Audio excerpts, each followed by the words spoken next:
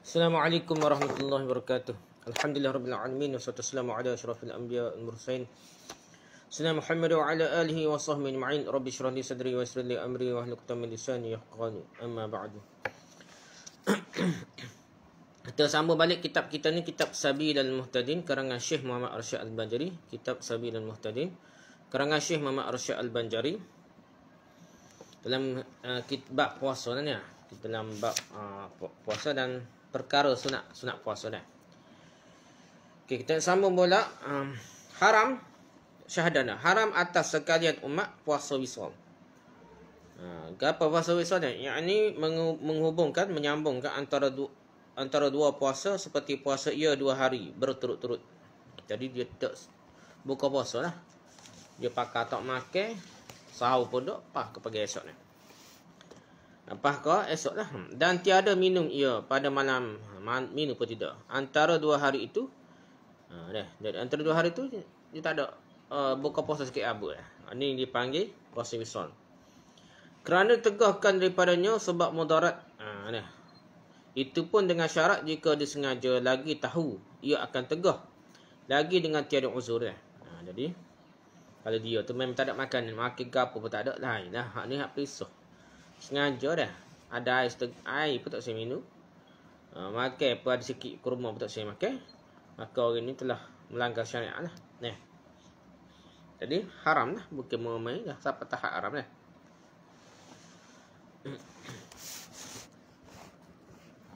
Okay, lepas tu. Adapun Nabi kita maka tiada haram atasnya puasa wisal kerana ada baginya daripada kuat barang yang tiada ia bagi sekali umat. Jadi Nabi Muhammad tidak dah. Nabi SAW ni dia ada je tak orang tak nampak je buka puasa kan. Dah. Dah kata tu Nabi tu tak buka puasa tu. Nabi kata ia tidak, ia diberi makan. Tapi kena ingat istilah je dah. Jadi dia makan oleh Allah dah. Jadi kita ni tak boleh nak kira Nabi SAW. Dia diberi makan tu walaupun tak nampak makan, dia diberi makan. Nabi kata gitulah. Jadi kita je kata nampak Nabi tak makan macam wisal. Mungkin Nabi tu sebenarnya tidak wisal juga nah. Wallahu a'lam lah. Kalau tak makan pun dia diberi kekuatan macam makan. Gitulah. Dan sunat kemudian daripada berbuka puasa membaca doa Allahumma laka sumtu wa ala rizqika aftartu. Yani hai Tuhanku, kerana-Mu jualah aku puasa dan atas rezekimu jua aku berbuka puasa. Tapi gitulah, hadis tidak kuat dah. Ada perbahasan ulama lah. Cuma doa ni boleh doa macam-macam dah. Ada perbahasan lah, ada bahas doa dia pertama doa tu. Ya, doa ni boleh berlaku, molek doa dah. Nak buka puasa kena buat perbuatan baik ni, kita boleh doa. Dan juga tidak mesti tetap nah. Tiap-tiap kali buka puasa tu mesti baca doa gini dah. Ada hak lebih kuat sikit, zahabaz zama'u wa batalatul uruq wa sabatal ajr insya-Allah ni. Hak ni lebih kuat sanadnya tapi tetap lemah juga, ada juga kedaifan lah. Ulama hadis yang kritis dia kata tak mampu naik hasan pun tak mampu lagi dia. Lepas ni ada doanya aja lepas ni. Dan sunat membaca Allahumma zahabaz zama'u wa batalatul uruq wa sabatal ajr insya-Allah. Ini lebih kuat sikit sanadnya dah. Wa yakni ya Tuhanku, hilallah dahaga dan basahlah sekalian urat dan sabitlah pahala insya-Allah taala. Itulah. Maknanya comellah boleh baca dah. Ada doa ni tidak mestinya sunnah Nabi sahih dah. Ada baca lah bab selawat dia. Selawat ni mesti kau sahih daripada Nabi dah. Adakah tak boleh lain terus dah. Sebenarnya selawat atas Nabi ni Allahumma salli ala Muhammad setakat tu sajalah. Kecuali hak Nabi ajarlah. Allahumma salli ala Muhammad wa ala Muhammad kama sallaita ala Ibrahim wa ala Ibrahim barik ala Muhammad wa ala Muhammad kama barakta ala Ibrahim wa ala Ibrahim fil alamin innaka Hamidum Majid. Ayat baca masa tahiyat akhir tu. Ada 10 lagi hal lebih kurang gitu. Diriwayatkan daripada sahabat Nabi ajar. Semua lafaz dia boleh kata selawat. Hak lain ni kadang-kadang masuk qasidah, masuk syair nak kata selawat sungguh pun tak sampai tahap lah. Ataupun kita kata doa lah, boleh lah doa. Campur dia puji. Doa campur puji dah. Doa campur puji. Cuma janganlah over lah. Over tu dia boleh jadi melampau lah. Gitulah. Jadi gitu kaedah dia lah. Kaedah dia. Jadi gitu juga sini nak doa ni boleh doa macam bentuk macam mana pun, tidak mesti rigid dengan cara hak Nabi buat semata-mata dah. Cuma kalau kita nak berbuat atas nama Nabi, tak boleh lah, kena tengok sanad, kena royak dhaif ke sahih ke lemah dah. So lagi kita tak boleh beri fadilat yang ghaib. Kalau baca gini mestilah ginilah pahala sekian-sekian ni dak. Dan bersama mana pahala tak boleh lah. Sekadar kata ni contoh doa baca boleh baca dah. Dan doa ni kalau kita tahu dia bukan tidak sabit dengan hadis Nabi, tidak mestilah kita baca sama-sama, tukar-tukarlah dengan doa lain dah, gitulah keadaan dia.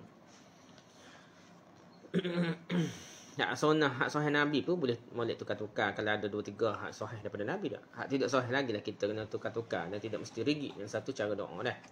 Supaya anak cucu kita, keturunan kita dah, dan seterusnya generasi lain tidak menganggap itu adalah sunnah Nabi dah. Gitulah keadaan dia. Habis itu secara doa-doa dah, bolehlah doa mana-mana. Yang pentingnya doa tu lebih menyebabkan kita ingat pada Allah, bersyukur terhadap nikmat Allah semasa kita buka puasa dah. Sunat memberikan makanan. Seterusnya dah, perkara sunat dah. Sunat memberikan makanan atau minuman bagi orang yang berpuasa supaya berbuka ia dengan dia. Supaya kita beri siapa-siapa jiran kita dah. Keluarga kita ke apa, makan ni lah.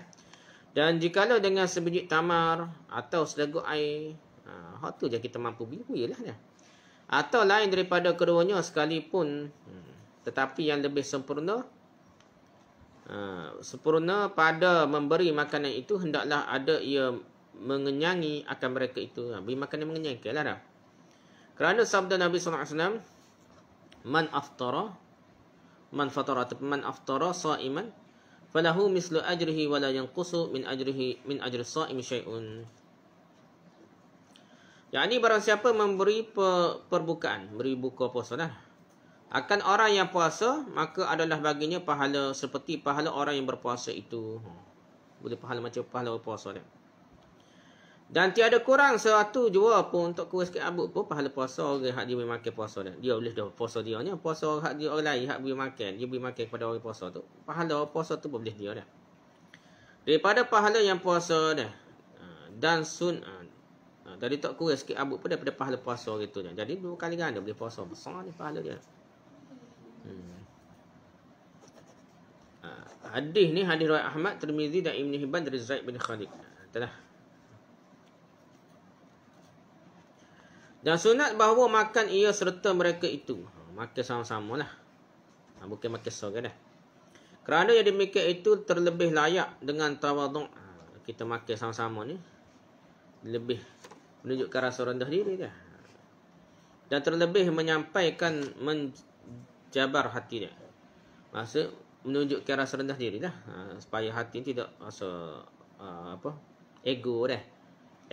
Terkabur sombong dah. Jadi kita molek dah. Jadi orang-orang besar ni raja-raja ke apa dah. Protokol tu protokol lah dah. Tapi kita kena cuba menguraikan protokol seboleh mungkin. Raja ke siapa orang besar dah. Supaya benda ni tidak membazir dan tidaklah mengurangkan ego lah. Mengurangkan ego. Lepas tu mengurangkan orang gerung. Siapa ke benda tu rakyat takut dah. Pihak bawah-bawah takut dah. Jadi biar dah. Tapi janganlah sampai hilang hormat dah. Jangan hilang protokol sampai hilang hormat. Tapi protokol tinggi sangat pun jadi bazir dah. Sedangkan banyak perkara yang boleh jimat dah. Kita ni kena kurang lah. Negara kita ni banyak bazir dah. Dia kena kurang daripada pembaziran ni. Dan ego-ego ni mesti dikurangkan dah. Supaya lebih level rendah hormat pada masyarakat dah. Saling hormati dia. Habis itu dah. Sunat seterusnya. Sunat mandi jenabah atau haid atau nifas dahulu daripada fajar. Kalau dia suci sebelum subuh, mandilah awal-awal sebelum subuh. Molek dah sunat dah. Tapi tak wajib. Kalau dah subuh dia baru mandi wajib, boleh dah. Supaya dikerjakannya ibadah atasnya suci. Start dah suci puasa dah. Maka dari kerana inilah sunat menyegerakan mandi daripada ihtilam pada siang hari. Siang hari ihtilam tak batal puasa dah. Mimpi siapa keluar mani dah. Ataupun seumpama itulah. Jadi mimpi ke apa tu tak batal puasa, dia kena mandi wajib segeralah. Sunat lah tak wajib ke, supaya dikerjakannya dan supaya keluar ia daripada khilaf. Ada juga khilaf kata oleh ni mandi lambat ni. Jadi untuk elak khilaf tu semayat mandilah secepat mungkin. Tapi kena ingatlah nah, khilaf-khilaf pun ada hadis Nabi pernah mandi wajib ni lepas masuk subuh mandi wajib ni. Jadi kita tak bolehlah khilaf-khilaf, menghormati ulama lebih daripada hadis Nabi lah. Sekat molek, kata molek gitulah. Sedangkan Nabi SAW sendiri pun pernah mandi wajib lewat lah.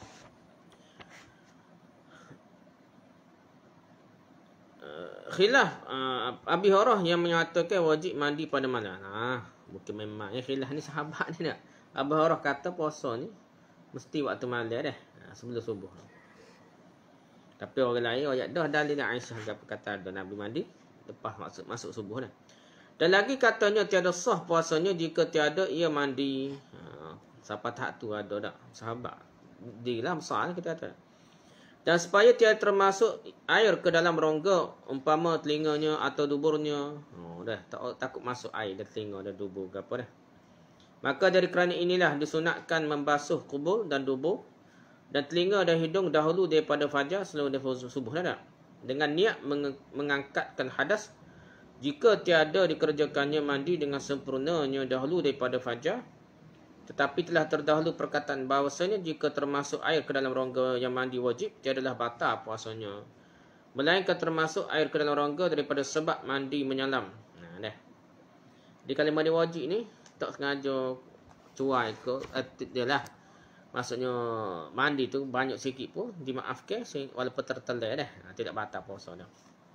Kecuali mandi remeh-temeh ni, mandi biasa ni tak? Mandi biasa ni. Dia katanya kalau cuai itu boleh batal. Tapi hak ni cuai sedang mana pun sebab dia menunaikan perkara wajib, tertelai tu dikira dimaafkan, tak batal puasa dah. Gitulah. Tapi kalau menyelai tak boleh juga dah. Menyelai ni tahap sembahyang mandi wajib ke mandi sunat ke, dia tak boleh menyelai. Kalau tertelai tu batal puasa dah. Atau termasuk ia daripada sebab madmadah atau istinsyak dengan membalaghah, baru batal puasa lah. Kalau istinsyak masuk air dalam hidung, madmadah masuk air dalam mulut, qomo-qomo madmadah. Kalau melampau membalaghah, tiba-tiba tertelai tu, kecuali dia ada, dikira batal puasa dah. Dan tiada ada najis pada mulutnya atau hidungnya. Dah, kalau ada mulut, kita bicara sebelum ni, kalau ada najis, boleh qomo kuat-kuat pun suruh suci, tertelai tu dimaafkan dah. Tak batal puasa lah. Maka pada yang tiga masalah ini, batal lah puasanya. Itulah, melampau madmadah, lepas tu bukan masalah najis ni, ataupun menyelai dah. Menyelai barulah batal puasa. Tiga masalah ni baru batal puasa dah. Maka diketahui daripada sekalian yang demikian itu bahawa sahlah puasa orang junub daripada jima' pada malam hari dan mandi ia pada siang hari, masuk subuh lagi baru yang mandi wajib, maka sah puasa dia. Gitu dah. Boleh tak?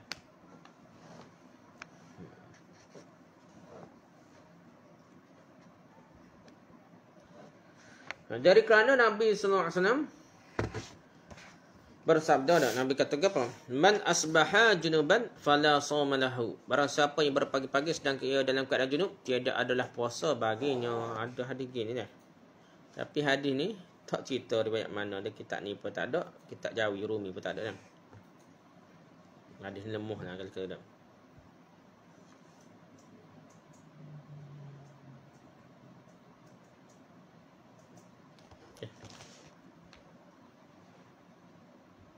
Ada ni kan, ada ni kan. Bukan hak Arab lagi dah. Dari kerana Nabi SAW adalah ia berpagi-pagi junub daripada jima'. Ada hadis yang sahih yang kuat dah. Nabi ni junub daripada jima' pada malam hari dan dia mandi ia pada siang hari. Nabi ni dah. Puasanya serta disempurnakannya puasanya pada hari itu. Nabi penuh puasanya. Siapa kau penuh lah, maksudnya tidak Nabi kata batal puasa, Nabi semayang puasa juga. Maka dikiaskan haid dan yang nifas atas orang yang junub. Serupa dengan orang junub tadi lah. Orang haid nifas lagilah dah. Adapun sabda Nabi SAW, man asbaha junuban fala shawma lahu, yakni barang siapa berpagi-pagi pada hal ia junub, maka tiadalah puasa baginya, maka iaitu mansukh. Atau ditakwilkan dengan berpagi-pagi jima' ketika fajar serta dikekalkannya akan jimaknya. Dah. Atau ditakwilkan dengan menafikan sempurna puasanya. Itulah cara ulama nak jawab hadis tersebut. Kalau terimalah, hak ini mudah terima. Hak ada setengah ulama ni dia tidak keras sangat dah. Jadi dia hadis nampak tu dia terima dulu dah. Lepas tu dia jawab dah cara fikir dia macam mana untuk meleraikan permasalahan pertentangan dah. Cakaplah Nabi buat benda hak batal puasa tak? Nabi sendiri buat dah. Jadi dia canggih. Jadi yakni barang siapa berpagi-pagi dengan janabah maka tiada sempurna pahala puasanya lah, tetapi sah puasanya juga dah. Ni pendapat ulama. Jadi kita kira saya tahunya hak ni tak apa kuat ni. Nah. Ni tak untuk lemah ni hadis ni pasal ni bercanggah pula dengan hadis. Kalau hadis tu sahih pun dah, tapi dia banyak bercanggah dengan hadis yang lebih kuat, perawi yang lebih kuat dipanggil hadis syaz, dhaif juga dah. Lagilah kalau dia perawi tu lemah nak lagilah dhaif kan. Okey, dan sunat muakkadah pada pihak puasa memelihara akan lidah daripada berkata-kata dusta. Kecap belawak ni hari dosa, tapi dia kata sunat dah. Jaga mulutlah dan mengupak. Dan jikalau pada dusta dan mengupak yang harus sekalipun dah. Dusta mengupak bagai diharuskan dah. Benda bukanlah benda yang boleh setara mana pun dah ada naik perkara. Kita pernah bincang sebelum ni tak. Tapi tetap juga tak molek ketika puasa dah.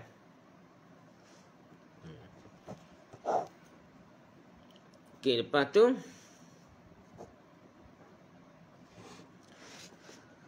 tu dah.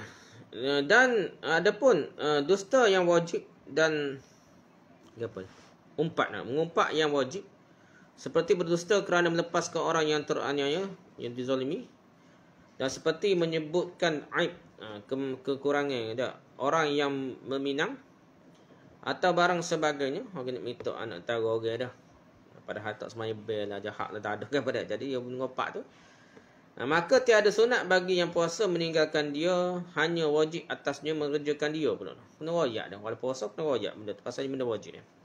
Seperti orang yang tiada puasa juga kerana sabda Nabi sallallahu alaihi wasallam. Dah.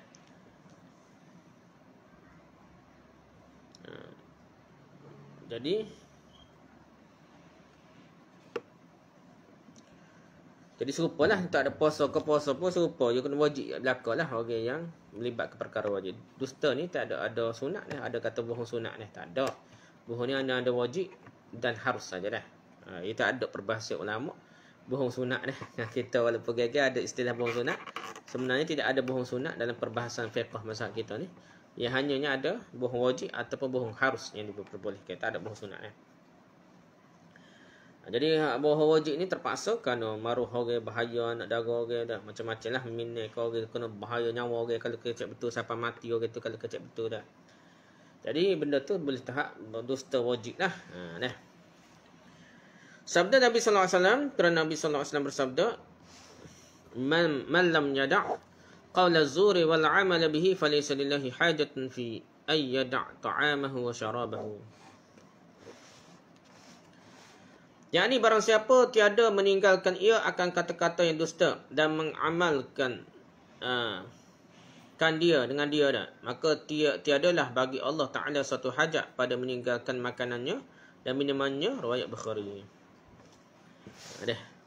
Jadi siapa dia tak tinggal ada kecap belawak dusta. Nah. Diteruskan lagi dah.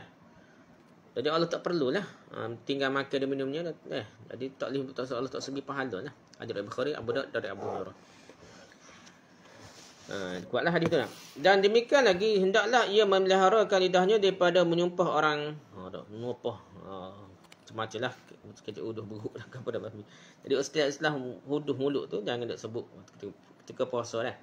Dan jikalau dengan sebenarnya sekalipun walaupun perkataan betul-betul dah sumpah tu bukan belawak dah. Tapi duk main sumpah gapo pada puasa ni, bagi yang tidak comel lah. Walaupun benar dah. Dan meliharakan sekalian anggotanya daripada tiap-tiap pekerjaan yang diharamkan. Kena jaga dosa lah. Benda setiap perkara dosa tu kena jaga lakukan. Dan jikalau disumpahi orang akan dia, aku kata uduh dia dah, sumpah gapo, hendaklah diingatkannya dalam hatinya bahawasanya ia puasa. Jadi royak dalam hatinya, aku puasa, tak payah royak korang. Tak apa nak royak korang pun cukup. Kalau puasa fardu tak lah sikit dah. Puasa sunat ni kalau boleh susu dah. Tapi boleh royak dah. Sebab Nabi kata boleh royak dah. Bahawasanya ia puasa supaya sabar ia, dan dia katanya dengan lidahnya bahawa aku puasa 2 kali atau 3 kali dengan niat bernasihat orang yang menyumpah dia supaya berhenti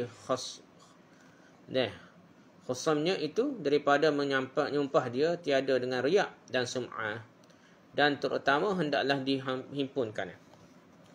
Jadi inilah pertama dia kena ingatlah dia puasa dah supaya dia berhenti marah dah. Kalau dia sebut mulut pula bahawa aku sedang berpuasa dah, 2 kali atau 3 kali. Sebut 2-3 kali rojak kau. Aku puasa ni. Dia puasa apa lagi? Macam-macam kata dah. Aku puasa ni rojak gitu dah. Dengan niat memberikan nasihat kepada orang yang menyimpahinya. Tak payah kata tak payah demo tu. Kawan dia puasa kena kecek uduh dan apa tak perlu rojak. Saya tengah puasa ni dah. Dah. Isyarat dah pahal belakang. Dia rojak puasa kena sabar sepatutnya dah. Kena kata huduh-huduh pun. So orang suruh sabar rojak. Saya ni puasa rojak gitu dah. Ini shaim, saya puasa ni. Zaman dulu kan puasa-puasa ni memang kata pesih lah, tak kecek kuat nak orang, tak bal nak orang tak. Dengan niat memberikan nasihat kepada orang yang menyumpahinya agar yang menyumpahinya berhenti dari menyumpahinya. Matlamat dia supaya orang itu berhenti duk sumpah kata uduh ke dia dah. Orang puasa ni kita kena hormat dah. Orang tengah semaya kita hormat. Orang tengah puasa pun kita kena hormat. Bukan dia kalau kita ni buat balas lagi orang tengah buat ibadah pada Allah SWT dah. Tengah semaya kita buat jauh-jauh jaga-jaga dah. Tengah puasa di kita buat goyo-goyo jaga-jaga balas dia dah. Tak padat lah kita tak tersuar dah. Bukan kerana riak dan semah. Jadi sebut ini shaim ni, saya puasa-puasa ni bukan kerana nak nunjuk kau orang nak suruh. Kita tahu kita puasa. Kena niat betul juga. Dan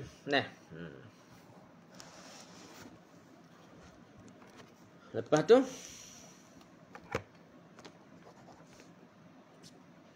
berhenti qasamnya, berhenti balas dia dah. Jadi dia kata dan lepas tu dan terutama hendaklah dihimpunkan antara mengata dia, sebut dengan mulut lah, dengan hati dan dengan hatinya dah. Dengan sebut dalam hati pun royak, dalam sebut mulut pun royak, dan dengan lidahnya dah kena sebut juga dah. Jadi kata dengan hati dan kata dengan lidah sebut dua-dua dah. Maka jika disimpankannya kepada salah satu daripada keduanya, maka terutama dengan lidahnya. Kerana tersebut dalam hadis riwayat Bukhari dan Muslim sabda Nabi SAW. Jadi dia sebut lidah juga dah. Kerana Nabi pun ajar gitu dah. As-samu junnatun fa idza kana ahadukum sha'iman fala yarthus wala yajhal fa in imru'un qatalahu aw syatamahu falyaqul inni sha'imun inni sha'im. Ini jelas hadis Nabi SAW.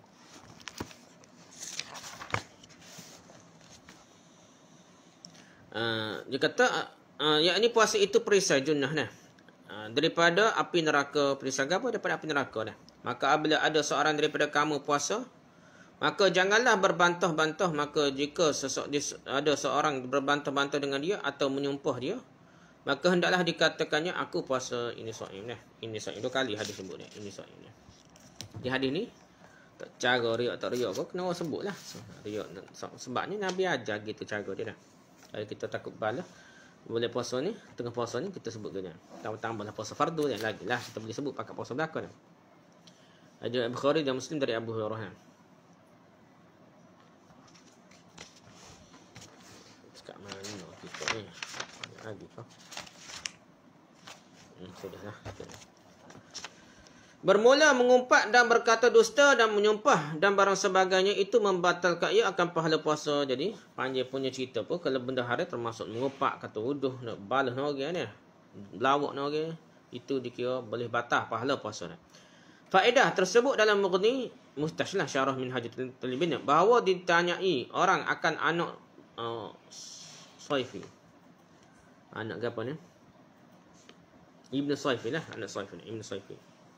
Beberapa perkara engkau dapat akan aib kekurangan pada anak Adam. Maka jawabnya bahawasanya terbanyak daripada dihinggakan yang kau hafazkan daripadanya 8,000 aib. Dan yang menutupi akan sekalian aib itu meliharakan lidah internal. Dikit agak banyak dah dah. Jadi kekurangan manusia ni kalau kira banyak dah. Tak dapat dihitung je. Dihitung pun boleh 8,000 dah. Mungkin memang 8,000 kekurangan manusia ni. Siapa pun kita, pun orang lain pun dah. Jadi dah boleh tahu semua kekurangan itu dengan pelihara lidah sesedap kecek lah pasal orang. Dia kecek pasal orang. Ngopak ke apa, tu berlaku lah bagi buruk ni dah. Dan lagi sunat baginya meninggalkan segala keinginan yang mubah. Sama ada keinginan itu daripada jenis yang didengar, seperti mendengar, nyanyi, atau yang dilihat, atau yang dicium, atau yang dijabak, seperti menilik bau-bauan, atau mencium dia, atau menjabat dia, maka sekalian itu makruh. Semua tu makruh ya. Jadi kita tinggal perkara yang kita ingin tu tak. Nyanyi dengan nyanyi ialah cium benar tak. Bau wangi sedap-sedap ke dah. Makruh dia kata tak. Kerana apa? Kerana barang yang dalamnya daripada lazat dan syahwat. Benda tu untuk puaskan nafsu kita tak. Yang bertentangan dengan hikmah. Yang tiada dapat dengan hikmah puasa. Bukan matlamat puasa lah. Bau sedap dengan muzik lagu gapo dah. Wangi-wangi bau sedap dah. Mencium je. Benda-benda yang kita kata. Walaupun tak sampai tahap makan. Tapi itu berlazat-latazatan dengan nafsu tu. Kita tak molek juga dah. Banyak lagi ialah ditinggalkan supaya terbayar ibadah. Atas wajah yang kamal. Yang sempurna pada zahir dan batinnya dah. Jadi semua tu kita tinggal supaya boleh pahala penuh lah puasa kita dah. Terus sebaik-baiknya puasa kita. Dan sunat meninggalkan barang berbuang darah, berbekam lah. Dengan berbekam atau berpintik ni. Jadi cocok ke apa dah. Keluar darah juga lah. Supaya keluar daripada khilaf mereka yang membatalkan puasa dengan dia. Jadi berbekam ni mazhab kita tak batal. Mazhab lain Maliki ke apa kata batal dah. Dan lagi berbuang darah itu mendaifkan badan. Maka iaitu makruh. Dan kata setengah ulama khilaful aula. Dan lagi sunat meninggalkan memamah getah laban. Getah apa? Getah alio dah. Getah tak ada rasa pun dah. Kerana dapat mengumpulkan alio dah. Kalau pergi buka makanan kekoh-koh getah tu. Getah coklat getah tak ada rasa dah. Dah. Ni makruh dah. Getah dah. Atau lainnya dah. Kekoh benda lain pun makruh. Kerana yang demikian itu menghimpunkan alio, maka jika ditelannya batallah puasanya dah. Atas satu qaul, atau satu pendapat tu kira lah pendapat tu cuma lah ni dia katanya nak meraihkan juga pendapat tu tak boleh lah. Nah. Dan jika diludahkannya menimba, kalau diludahkannya akan menambah haus. Kerana itulah dimakruh berbuat seperti itu. Jadi kalau kita buat gitu jadi kupu alio dan kita nak ludah. Dan ludah jadi dahaga pula dah. Dahaga. Jadi makruh lah. Buat gitu dah. Tetapi tempatnya jika tiada bercerai daripada getah yang dimamah itu suatu ain. Atau bercerai daripadanya suatu ain. Tapi tiada dipertelan alionya yang bercampur dengan dia.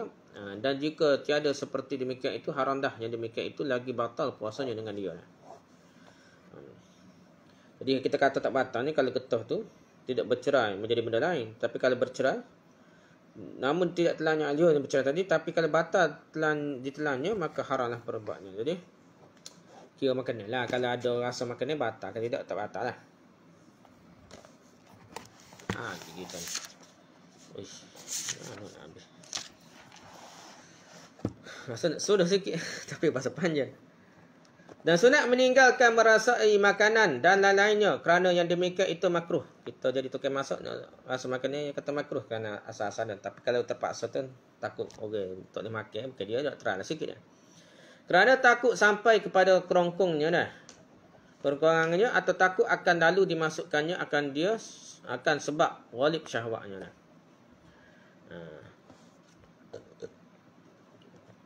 Jadi takut masuk dalam perut lah. Lepas tu takut jadi nafsu lah. Meningkat. Jadi benda tu akan rasa nak makan tu lagi kuat. Tetapi jika berkendak ia kepada memamahkan makanan kanak-kanak. Tiadalah makruh yang demikian itu. Dia memamah kanak-kanak. Lepas tu masuk dalam mulut. baby ke apa, tak makruh Tapi kalau memang diperlukan mamah makan tak makruh dah. Okey. Dan lagi sunat meninggalkan mengucap mengucup dan mencium isteri dia. Mengucup. Sunat meninggalkan mengucup dan mencium isterinya atau gondiknya, hambanya dah, pada mulutnya atau lainnya. Jadi makruh sunat tinggallah. Cium. Dan meninggalkan berpeluk dan menyentuh dia. Dah. Sebuah kali lah.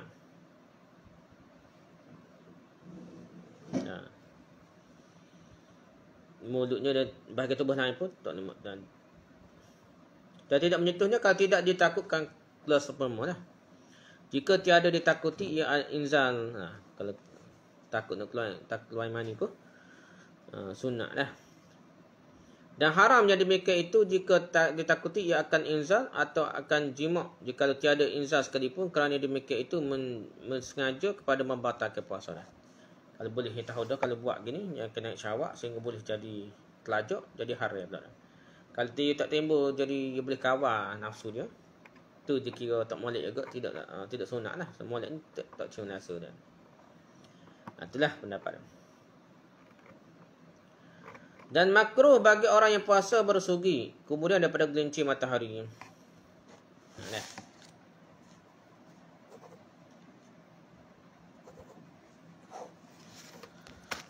Jadi makruh gosok gigi lah. Bersugi tu gosok gigi selepas gelincir matahari, selepas zuhur lah.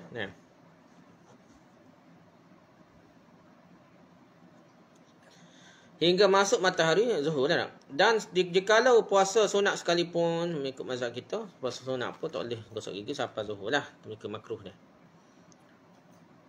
Dan jikalau berubah bau mulutnya sebab tidur atau sebab makan dengan lupa akan yang keji baunya sekalipun, mazhab kita bau busuk, tak boleh gosok gigi dah. Tetap makruh bersugi lah. Inilah yang diiktimadkan oleh Syekh Ibn Hajar Al-Haytami dalam Tuhfahnya dan Fathul Jawad. Syekh Ibn Hajar Al-Haytami dan lainnya. Dan diiktimadkan oleh Syekh Ramli dan Khatib Syarbini dalam Nihayah dan Mughni bahawasanya jika berubah bau mulutnya sebab tidur atau sebab makan dengan lupa akan sesuatu yang keji baunya kemudian daripada gelincir matahari, maka tiadalah makruh bersugi. Jadi Syekh Ramli dan Syekh Khatib Syarbini kata tak makruh kalau bau busuk ni. Pendapat tu hak kuatnya pendapat kedua dah.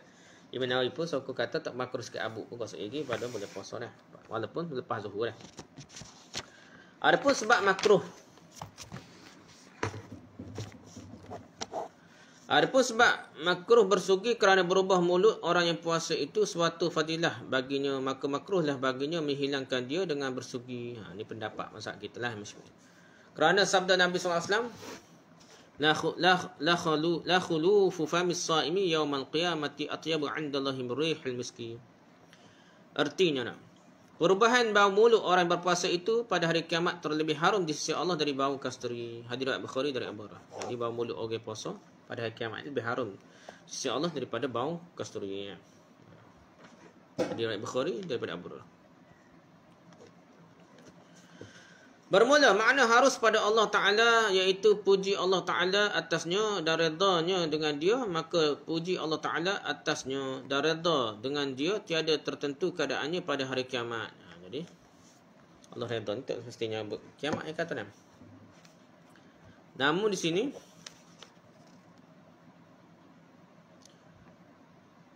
adapun menyebutkan hari kiamat dalam hadisnya tersebut itu tiada ia jadi qayyid, hanya disebutkan akan dia kerana ia tempat membalas segala amal jua. Dunia ni bukan tempat balas amal, tapi nak cerita ni kerana balas itu kita akan terima di syurga nantilah apabila buat baik dah. Jadi puji itu tak mestinya hari kiamat lah ni puji dah. Tapi di segi terima amalan saya kebaikan tu di syurga, nikmat-nikmat syurga tu ganjar itu di akhirat nantilah berlakunya. Adapun sebab menentukan karahiyah bersugi itu dengan masa kemudian daripada gelincir matahari lepas zuhur tu, Tiada dengan yang dahulu daripada zuhur tak? Kerana berubah bau mulut kemudian daripada gelincir matahari. Biasa bau mulut ni berubah lepas zuhur lah tak? Jadi ia pada ghalib daripada sebab puasa dan ubahnya dahulu daripada gelincir matahari. Jadi bau busuk tu ke puasa dah. Sebelum zuhur, sebelum maghrib lah. Jadi daripada sebab makanan jua dan hilanglah karahiyah bersugi itu dengan masuk matahari. Jadi masak sebelum maghrib ke habislah waktu makruh ni lah, gitulah, terbenam matahari lah.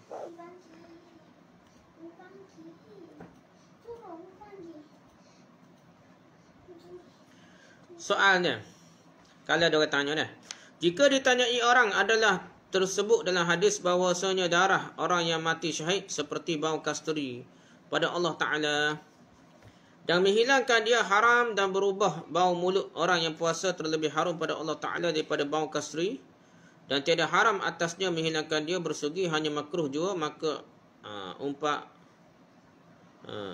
apa jua perbezaan antara keduanya? Dah, dia tanya beza ke apa lah. Kalau orang mati syahid, darah sembuh mati tu kita tukar pakai lain dah. Jadi darah mati syahid pun macam bau darah kasturi kan. Bau mulut orang puasa pun lebih harum daripada bau kasturi. Jadi tidak kenapa bau puasa ni makruh. Kalau gosok gigi dah orang syahid mati syahid tak perlu mandi ni dah, okay. Tak perlu mandi dah, pakai tanah gitu dah, tak perlu tukar pakai lain ke apa lah. Jawapannya bahawa yang menghilangkan darah orang yang mati syahid itu menghilangkan fadilah oleh orang lain kerana itulah haram. Tak boleh kita mandi dah. Fadilah kelebihan orang yang mati syahid dah. Sedangkan menghilangkan bau mulut orang yang berpuasa adalah menghilangkan fadilah oleh dirinya sendiri. Ini sama gitu dah, ikhtiar gitu dah. Jadi orang mati syahid kita nak beri haram tu kalau kita mandi ke apa. Kitanya sebab ni dia ni mati syahid. Dia berubah gitulah. Dia mati syahid tu darah-darah dia asal tu dia kira macam bau kasturi dah. Dan pada menghilangkan ubah bau mulut pula fadilat bau mulut busuk tu ada fadilat bagi itulah pendapatnya. Maka tiada haram lah, hanya saja makruh dah. Maka dari kerana inilah haram atas seorang menghilangkan bau mulut orang yang berpuasa dengan sugi kemudian daripada gelincir matahari dengan tiada izinnya. Baru jadi haram dah. Kerana yang demikian itu meluputkan fadilah atas orang hak orang lain dah. Orang lain nak pahala lebih daripada kita pergi gosok tengah tidur ke apa. Tak boleh nak kata dah. Biar bau busuk itu pendapat satu pendapat lah. Masalah kata tak ada kaitan nak dapat. Dia tidak makruh lah. Pendapat masalah ini kata tak makruh pun dah. Nak guna hadis-hadis sahih lain, Aisyah kata Nabi gosok gigi tak kira atau lepas suruh ke apa dah. Hadis tu nak fadilat kelebihan puasa bukan kelebihan tak gosok gigi dah. Itulah cara jawab dah. Berbahasa fiqh ni ulama hajar jawab tu kita rasa kembali untuk lah dah. Syahadan, sunat pada bulan Ramadan melebihi nafkah dan belanja atas segala iyalnya, ahli keluarganya dan berbuat kebajikan pada segala keluarganya. Dan yang sekampungnya dah, habis anak beranak sejira dia sekampungnya dah. Dan berbanyak-banyak memberi sedekah dan menambahi murah, tambah-tambah murah memberilah. Kerana tersebut dalam hadis riwayat Bukhari dan Muslim bahwasanya sabda Nabi SAW adalah ia terlebih murah daripada segala manusia dengan kebajikan. Nabi SAW ni pada puasa ni lebih kuat sedekah dia. Dan adalah barang yang bertambah-tambah murahnya sedekah kuat tu pada bulan Ramadan. Ketika bertemu dengan dia Jibril, Nabi semakin kuat sedekah pada bulan Ramadan kan ketemu Jibril ni. Dan lagi sunat berbanyak-banyak tilawah Quran, baca Quran banyak boleh puasa dan madrasah belajar lah. Mendarasah dan belajar yakni membaca Quran berganti-ganti kerana tersebut dalam hadis riwayat Bukhari dan Muslim bahawasanya adalah Nabi SAW mendarasah belajar Quran serta Jibril pada tiap-tiap Ramadan. Belajar Quran ni molek dah, bukan baca sekaligus dah. Bagi ni membaca sujud lepas tu bagi 30 hari dah, lepas tu 30 hari baca kononnya. Tu kita nak kejar pahala lah. Ni konsep sedekah pahala lah. Macam-macam lah dah. Tapi tidak guna konsep belajar dah. Sedangkan tadarus Quran ni belajar dah. Jadi ada orang dengar, ada orang tengok bacaan dah. Kalau ada salah, dia tegur tu baru syukur Quran belajar dah. Bukan baca bagi sejuzuk seorang. Lepas 30 orang boleh pakai setiap malik hotel. Sebut hotel macam dah. Tu nak nyuruh. So, tu konsep dia tak betul. Sedekah pahala ke apa tak betul ni. Konsep kita ni belajar dah. Biar seorang baca, oleh dengar kau. Hak mana alim tu boleh pecah 2-3 orang. Kalau 2-3 kumpulan, kalau ramai boleh ngajar, kalau tak boleh kat, buat kumpulan besar lah. Baca sikit-sikit seorang dah. Yang penting belajar dah. Bukannya pahala poinnya dah. Dan lagi sunat berbanyak-banyak itikaf dalam masjid kerana mengikut akan Nabi sallallahu alaihi wasallam. Nabi suka itikaf pada 10 malam terakhir. Dan lagi supaya terlebih pelihara diri daripada mengerjakan yang tiada patut. Jadi benda kita nak pelihara, jangan buat benda yang tak patutlah.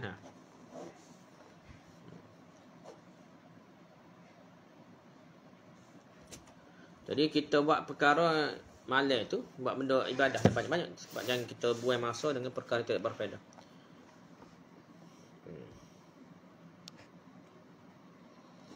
Lepas tu, dia tidak dapat istimewa. Apa istimewa? Istimewa kali dah. Lagi istimewa lagi dalam 10. Istimewa lagi dah. Istimewa lagi dalam 10 yang terakhir daripada bulan Ramadan. Lebih utama kita iktikaf dah.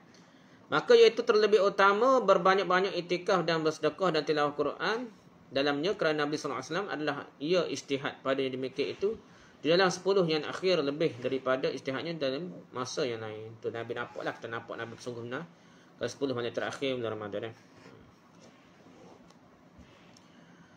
Dan lagi kerana diharap akan berbetulan ibadah dengan Lailatul Qadar, kerana Lailatul Qadar itu adalah ia tertentu dalam malam 10 yang akhir daripada bulan Ramadan. Nah, tiada berpindah ia daripadanya kepada yang lainnya, tetapi tiada tertentu pada satu malam sahaja daripada yang 10 malam terakhir itu. Jadi dari 10 malam terakhir itu tak mestinya malam pertama, kedua, 21, 22, 23, 24, tak mesti lain-lain lah. Cumanya kena waktu tu lah, waktu tu lah cukup lah. Hanya adalah ia berpindah-pindah daripada suatu malam kepada malam yang lainnya sahaja, dan ia terlebih dari harap daripadanya iaitu malam yang ganji ni, iaitu yang ke-21 atau yang ke-23 atau yang ke-25 atau yang ke-27 atau yang ke-29. Inilah qaul yang muktamad yang tersebut dalam Tuhfah dan Nihayah. Jadi telah malam ganji di antara 10 malam terakhir. Maka daripada sebab tertentu Lailatul Qadar itu dalam 10 malam yang akhir daripada pada bulan Ramadan. Ia ini tertentu dalam 10 malam terakhir pada bulan Ramadan. Jikalau berkata suami bagi isterinya, anta talikul Lailatul Qadar, artinya engkau bertolak pada malam Lailatul Qadar. Ini pendapatnya. Gitulah. Berkata kepada isterinya, engkau talak pada malam Lailatul Qadar, maka jatuhlah talaknya pada malam yang terakhir pada bulan Ramadan. Maksudnya tak tahu menesa, tunggu bulan terakhir bulan Ramadan kira berbatas sungguh dah.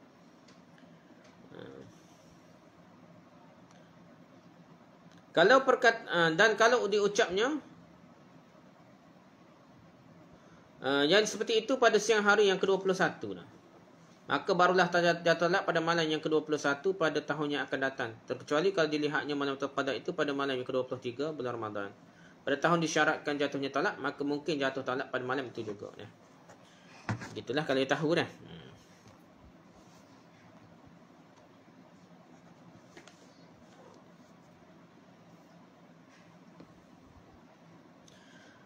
Dan sunat menghidupkan malam Lailatul Qadar dan harinya dengan berbuat ibadat serta dengan ikhlas. Jadi banyak ibadahlah pada malam hari dan yakin dan ijtihad dalamnya pada berbuat amal kerana firman Allah Taala, Lailatul Qadri khairun min alfi syahr. Artinya berbuat amal dalam malam Lailatul Qadar terlebih pahalanya daripada berbuat amal dalam 1000 bulan.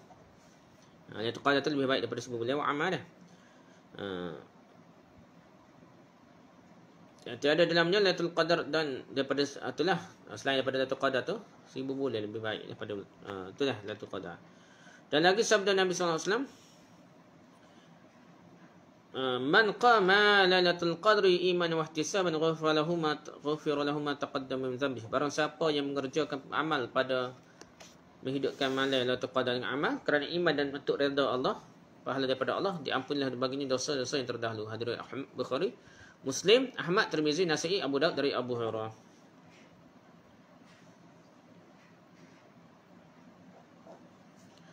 Dan sunat pada Lailatul Qadar memperbanyakkan doa yang berbunyi Allahumma innaka afun karim tuhibbul afwa fa'fu anni. Dari hadis Allahumma innaka afuwun, tak ada karim ya. Allahumma innaka afun tuhibbul afwa fa'fu anni. Gitulah dah. Dan yang baca ni banyak. Ya ni hai Tuhanku, engkau jua yang mengampuni dosa, lagi engkau jua yang mengasihi akan ampun, maka ampunilah olehmu dosa-dosaku kerana Nabi sallallahu alaihi wasallam. Kerana Nabi sallallahu alaihi wasallam adalah ia menyuruhkan akan satu akan apa ni? Allahumma innaka afuwwun karim tuhibbul afwa fa'fu anni. Ya Allah Tuhanku, sungguhnya engkau Maha Pengaaf lagi Maha Pemurah dan senang kepada orang yang mengampun. Seorang yang pengampun, maka ampunlah aku. Hadis riwayat Tirmizi, Ahmad dan Ibn Majah. Nabi merintah kepada Aisyah untuk berdoa seperti itu. Kalau seorang melihat malam Qadar, sunat baginya menyembunyikannya. Tak perlu gagak-gagak dia malam Qadar dah. Bahkan dia kata sunat je. Itu dia dah. Bahkan cerita pasal wali dah. Ni pun soal lagi menyakit dah. Keramat ke wali ke apa, jangan nak cerita kau lah. Susuk-susuk dah. Kalau betul dah tak wali sungguh dah. Kerana dia jadi fitnah pada orang yang jahil, orang yang taksub dah. Dan sebagai tanda terjadinya malam Qadar, malam itu tidak terlalu panas, tidak terlalu dingin, dan keesokan harinya matahari terbit warnanya putih bersih. Matahari itu putih bersih esoknya.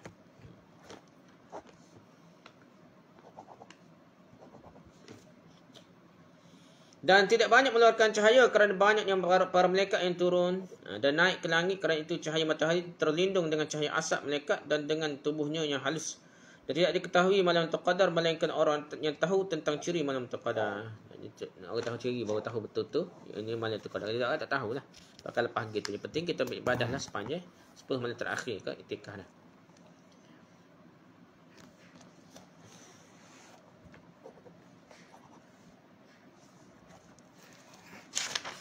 Sekarang itulah. Lepas ni kita baca hadis puasa. Habis dulu bab sunat puasa. Wallahu a'lam. Subhanakallahumma hamdaka subhanaka hamdika la ilaha illa anta astaghfiruka wa atubu ilaik. Assalamualaikum warahmatullahi wabarakatuh. Assalamualaikum.